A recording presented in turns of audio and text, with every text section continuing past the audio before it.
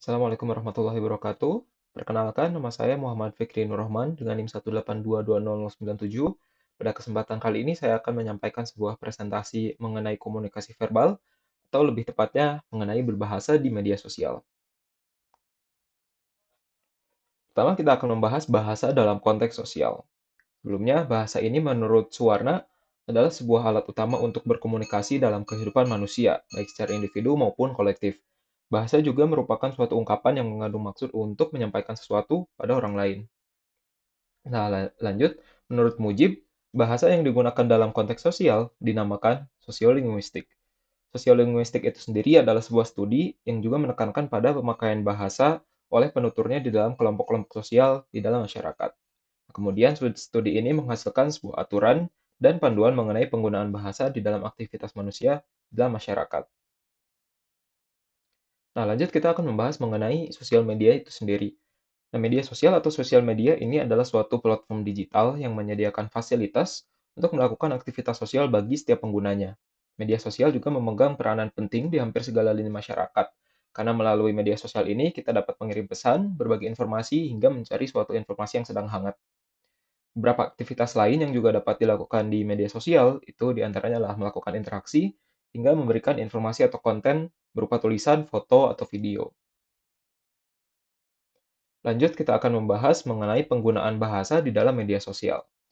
Jadi karena media sosial ini memberikan layanan yang sangat beragam, maka kita sebagai penggunanya juga akan melakukan penyesuaian dalam hal memilih jenis bahasa yang digunakan untuk berkomunikasi.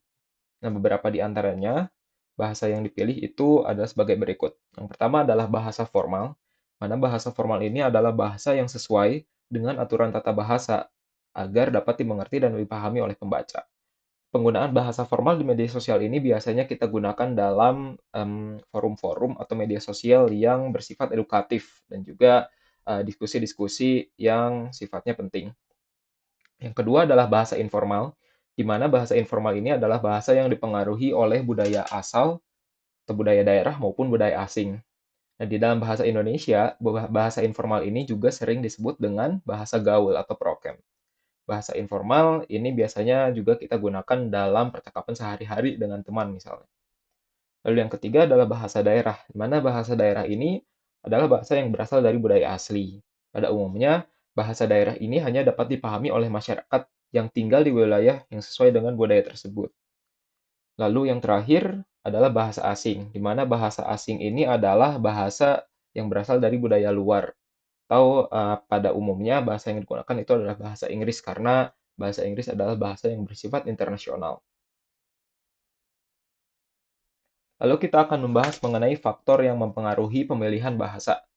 Menurut Adler, terdapat dua topik besar atau dua hal yang paling utama dalam penentuan pilihan penggunaan bahasa kita di dalam masyarakat.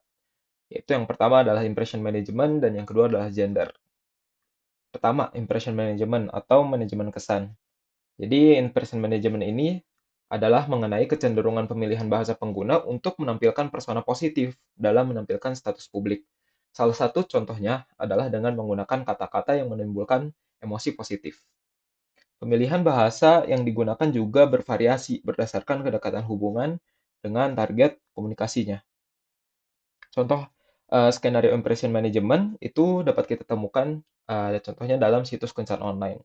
Jadi kalau kita pergi ke dalam situs kencan online ini, selain kita menjual visual atau tampilan dari diri kita, kita juga menjual diri kita melalui deskripsi dari diri kita.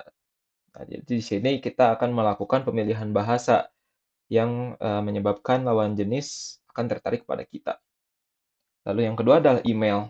Meskipun email sebenarnya sudah bisa dibilang menjadi sarana komunikasi online yang kurang populer, tapi email ini masih dipandang sebagai suatu jalur komunikasi andalan di dunia bisnis, terutama oleh para eksekutif. Karena email dinilai lebih formal dibandingkan menggunakan menggunakan chat atau pesan melalui post and filter. Kita ketahui juga bahwa dalam email ini penulisannya lebih terstruktur, di mana di dalam email ada subjek, kemudian ada header atau pembuka, lalu ada body dan juga ada penutup. Beda halnya dengan pesan yang kita tulis melalui ponsel pintar, biasanya langsung menuju pada intinya saja. Nah, lalu faktor kedua yang menyebabkan pemilihan bahasa itu adalah gender. Mana di sini ada penelitian yang menunjukkan bahwa pria dan wanita ini memiliki gaya bahasa yang relatif berbeda gitu. Ada beberapa contohnya. Yang pertama adalah pemilihan kata, di mana menurut penelitian laki-laki itu cenderung memilih atau menggunakan kata-kata yang besar, kata benda, dan kata-kata makian dibandingkan perempuan. Sebaliknya, perempuan itu lebih banyak menggunakan kata ganti pribadi, kata kerja, dan kata-kata yang relatif lebih aman dan sopan. Lalu yang kedua adalah aspek manipulatif. Misalnya kita lanjutkan pada contoh situs kencan online gitu. Nah, pada situs kencan online ini, pria dan wanita ini memiliki kecenderungan atau perbedaan dalam mendeskripsikan dirinya, di mana perempuan ini cenderung lebih memanipulasi mengenai berat badan mereka, di mana di sisi lain laki-laki biasanya memanipulasi gambaran profesi dan juga pendapatan mereka gitu. Lalu yang ketiga adalah gaya bahasa.